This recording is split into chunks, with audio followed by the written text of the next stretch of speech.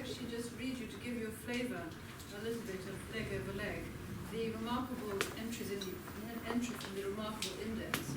One of the great values of this series is that the production is extraordinary. There are maps, glossaries, and a marvellous indexing. So Gilliac travelled a great deal, and one of the most interesting things about the book is his observations of customs of other countries. And he was himself an interpreter and translator, so he's very agile in linguistically too. So Frankish, which means the European, having books for women and children, Christian agents sent to Lanzor, commoners' attitudes to war, court protocol, dancing, honeymoon, imitation by arrows, kissing a man, and then it carries on and says women jealousy concerning women in public. See also English, and then at the end, boasting of Racine and Molière, scholars setting the pay of workers, using servants, slurping feces, sovereign units. So it shows you the range of his insatiable curiosity. Do you want to comment on what Elias was saying about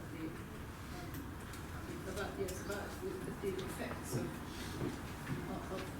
reading perhaps the Gilliac or any other books on the current situation?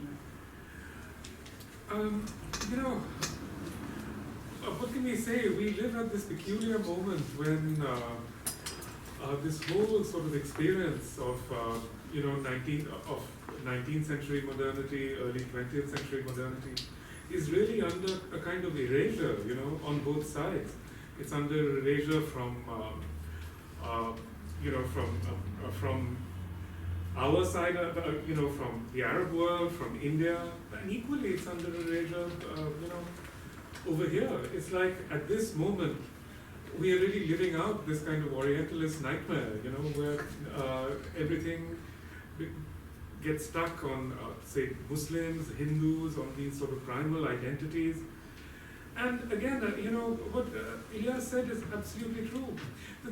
The thing about this whole idea of modernity, really, and the more one looks at it, the more it becomes evident to me, is that it was a profoundly hybrid thing. It was hybrid on every side. I mean, if you look at, say, the mathematics of it, so much of 19th century mathematics actually does derive from Asian traditions, from Arab traditions, and we can show these connections now. We can show these connections in relation to Hume. I mean, we have Descartes was being translated into Persian within 10 years of his death, and Muslim and Hindu scholars were discussing it in the Mughal courts. So there is this absolutely intimate relationship between, modernity was from the start incredibly hybrid. So it wasn't just the 19th century, and to me, what is really interesting is how we suppress this, So again, I mean, I do think it's just so interesting and important to see, especially these sorts of experiments, in narration that we see in the 19th century, very similar actually to what we see happening in 19th century Bengal, which was also profoundly impacted by the British presence and so on.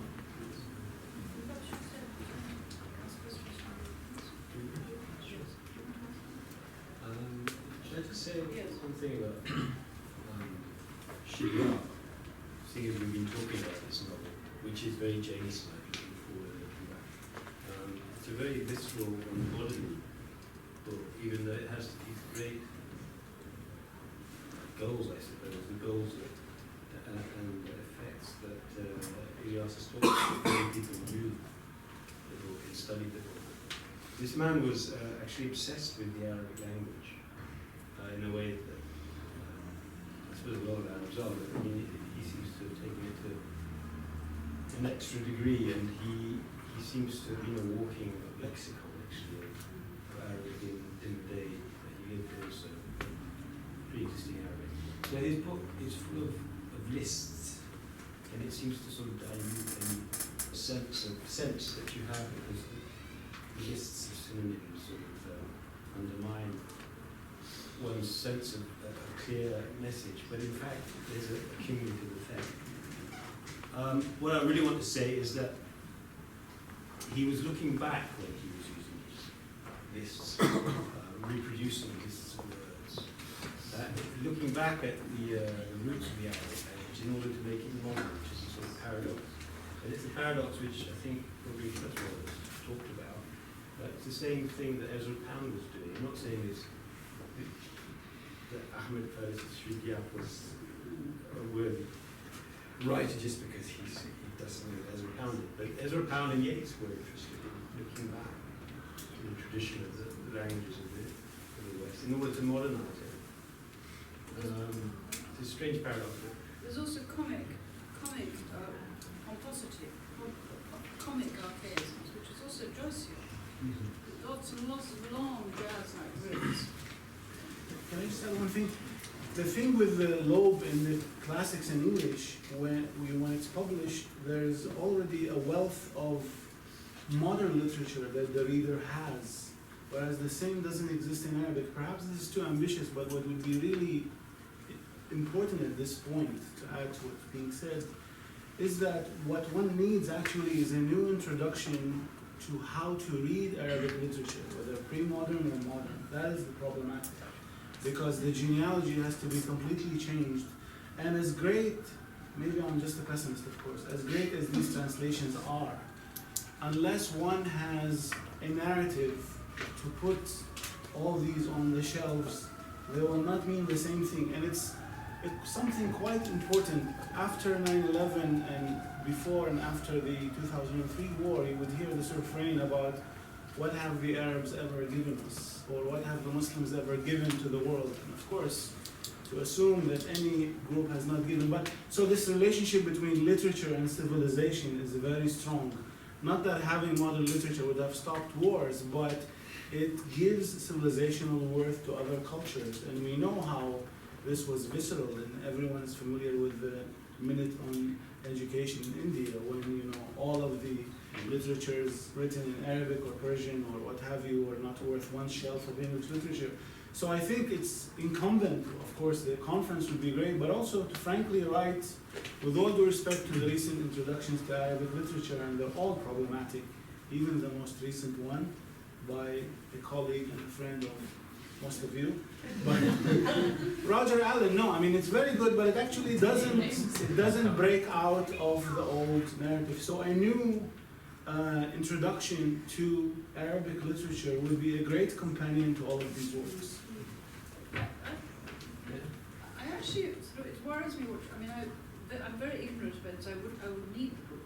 But I think actually one of the things that's interesting about what's happening in teaching literature in terms of the current conflicts is actually not to think of them as national or linguistically based. Not saying that there's a world literature that's homogeneous. I think that's another trap. It's actually thinking of, the example would be, what is our relationship to Gilgamesh? Gilgamesh is a text we can't read, because very few people can read Old Babylonian. And yet it's a text that belongs to us all. Everyone can read it. But we can read it in different forms, in different mutations of Gilgamesh.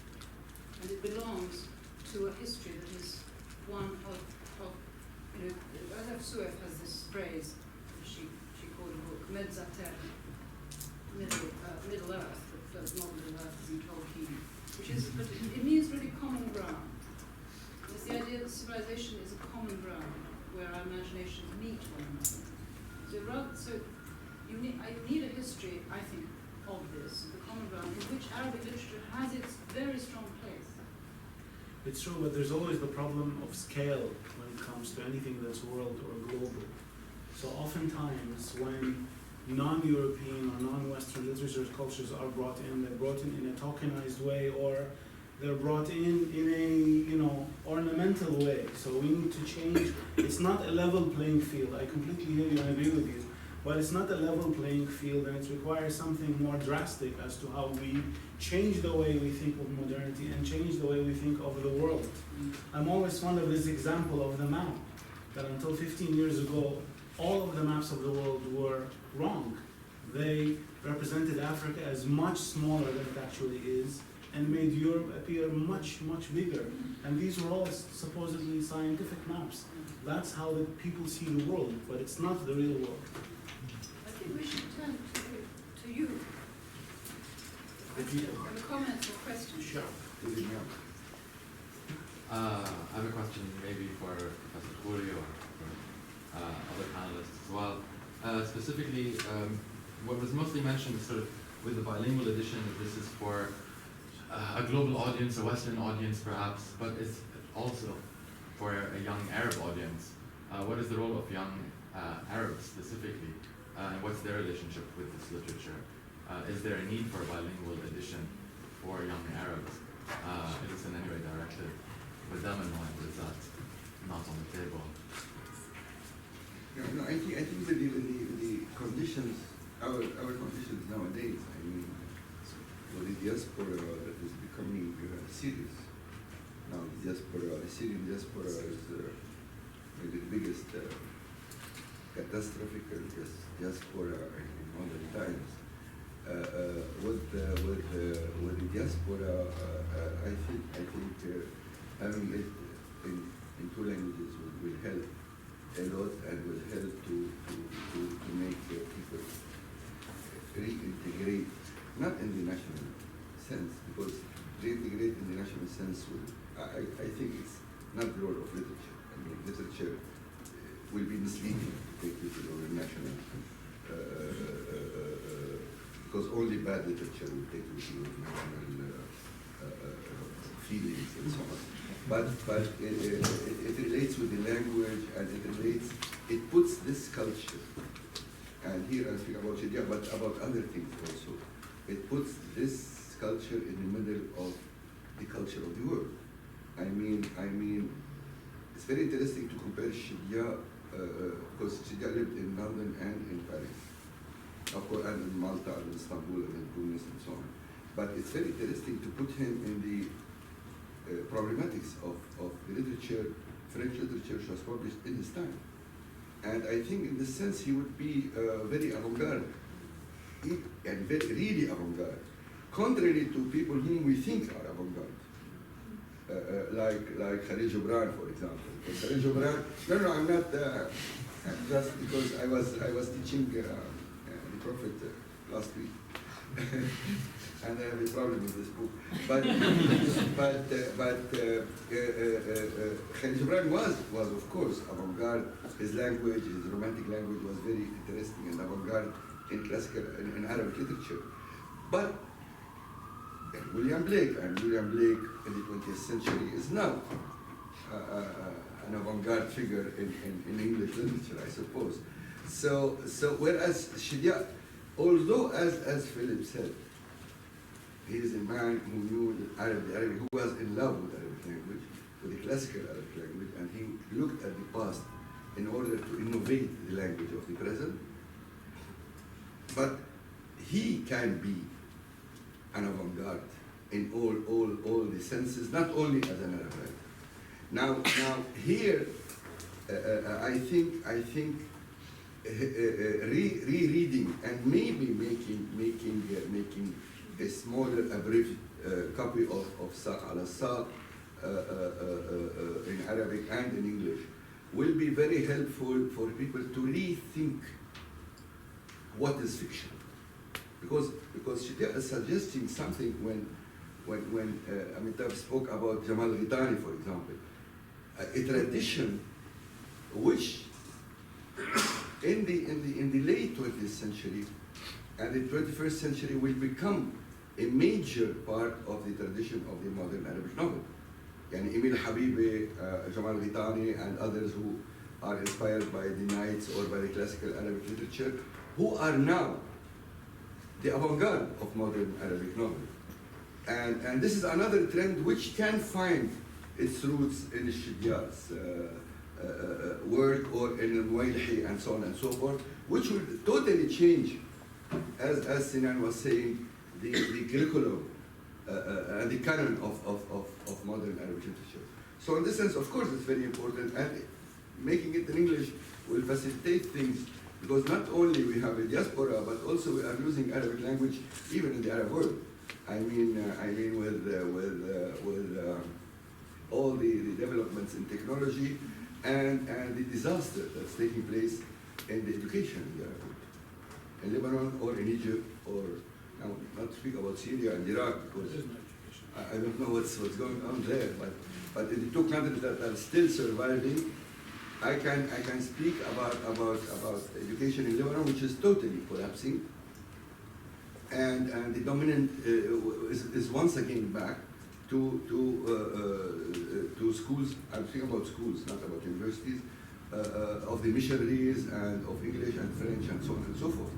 So it's also very important because to revive the language in a different way, where you produce things which are readable, accessible, beautiful, and so on.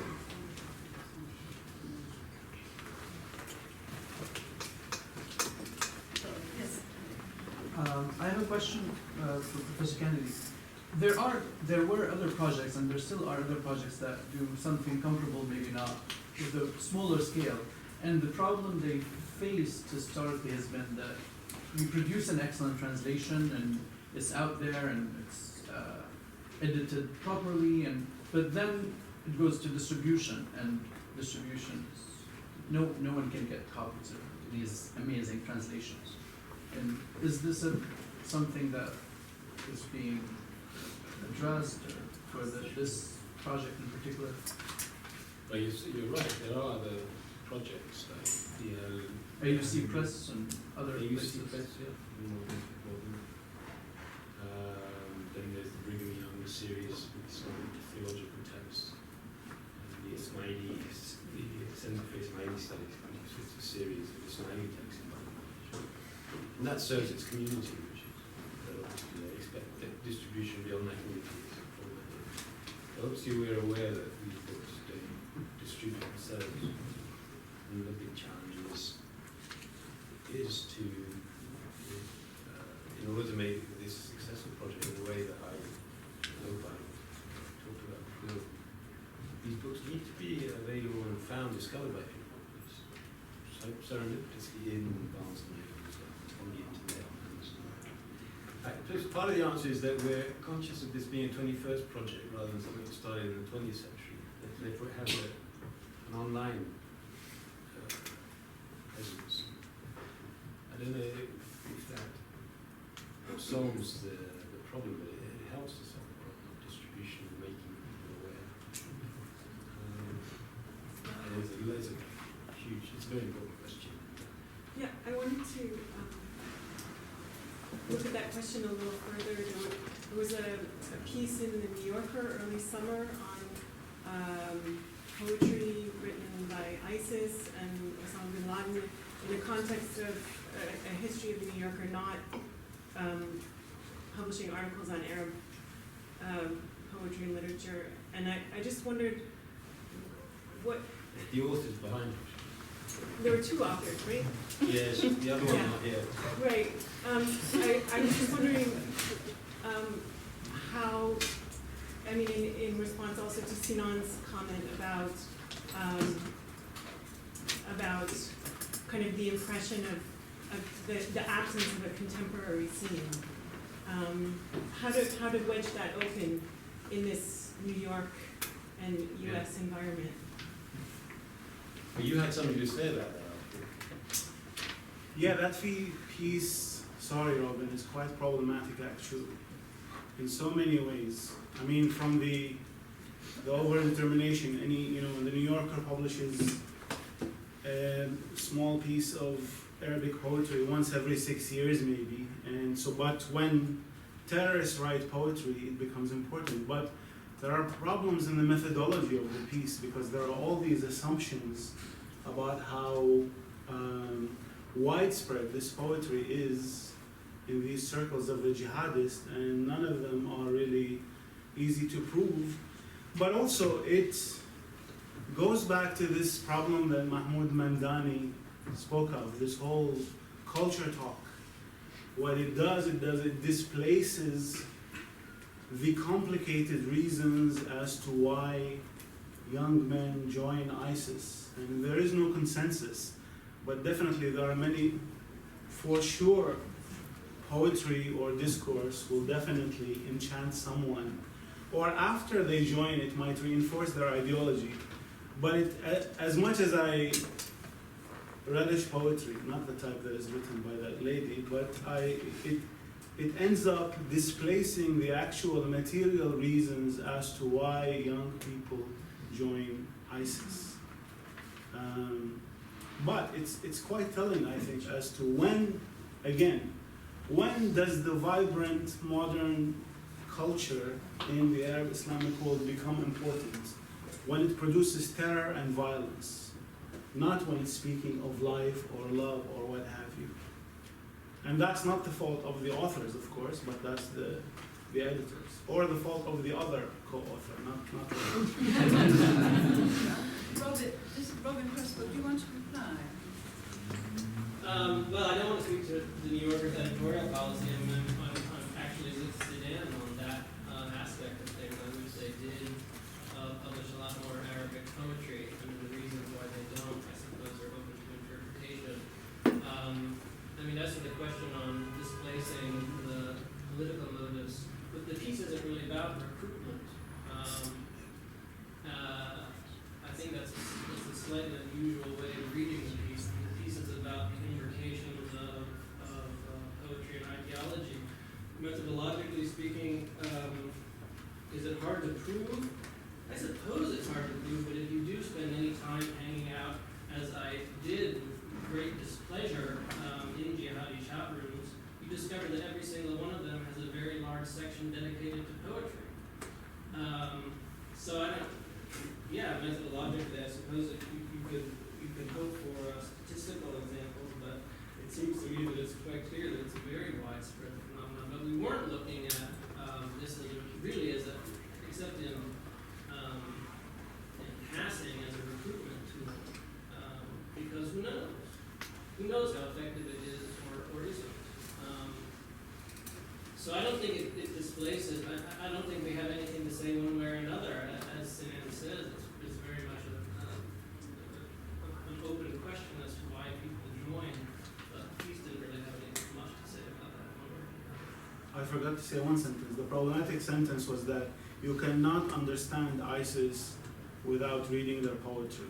And that's completely wrong, because actually you can understand ISIS and why they exist and what they do without reading any of their poetry. And definitely there are chat rooms and but everything we know about ISIS so far is that we know that there is a lot of deception when it comes to technology and media, and that it's a lot of times it's very deceptive as to how many there are and how important it is. Yes, poetry is always, cultural discourse is important always, but can you understand ISIS without reading their poetry? I think yes. But most of the recruits don't even speak Arabic. That's a very important point. Most of them don't speak Arabic. Most of them are immigrants that come from Europe. Francophone, for the most part. I think we have time for one, maybe two more questions. Well, can I just say something? Just because I feel bad, because I put, what I did, it was an interesting debate, but I put Robin on the spot. So I just wanted to tell everybody that the thing I've been carrying for the last hour is an article by Robin Prescott, which I recommend that you all read. It's in the October 8th edition of the NYRB. It's called The First Great Arab Novel, with some sardonism, some sardonic intent there. It's a very good article. It's an excellent article, actually. I wanted to read some out. I don't want to keep us away. I think we have time for one more. Marcia, do you want to? Phil had kind of teased that we might talk about the Nahda, and because it's sometimes spoken about as the end of the remit of LAL, does the Nahda exist, or what is the Nahda? How do we understand the Nahda in reinterpreting modernism? I'll just pick that up for the back because they couldn't hear it. So you were asked to comment on the Nahda, the Renaissance, and the cut-off, this being the cut-off point for the Library of Arabic Literature of works that they're publishing, and whether this is policy, continuing policy, and what that means as an actor really have a kind of chronological limit in this way. Well, I don't know if there's a chronological limit. I think there's a problematic about NAFTA, which is that people, and I think actually Robin makes this point very clearly in this article, or somewhere else. I'm trying to make it up to you. The problem is that people think that the NAFTA was a renaissance based on European models, and therefore that anything that was a product of the NAFTA in the Arab world was a derivative aping of Western models, therefore not the primal thing, real thing. Whereas what Ahmed Shadiak shows is that the NAFTA is not an aping of Western models. There are similarities, there are things that are redolent or reminiscent of Tristram Shandy, and he knew Tristram Shandy, but he didn't. And he produced his own work. I don't know what he called it actually. I think I'll read the first paragraph. Published in Paris in 1855, Ahmed Shadiak's Leg Over Leg is often called the first novel written in Arabic. It does not read at all like Little Dorrit, whose first installment was published the same year, and certainly not like Madame Bovary, published 2 years later. But novel is as good a word as any to describe it. What else should we call a fiction with chapters of rhyming prose, countless dirty jokes and digressions, an elegy for a donkey, long lists of rare words for genitalia, perfumes, and games played by children, all hung on the frame of a travelogue to Egypt, Malta, England, and France? As Shadiak knew that he was up to something new, he called the book both an innovation singular beyond compare. Very good. But please, will you say all that?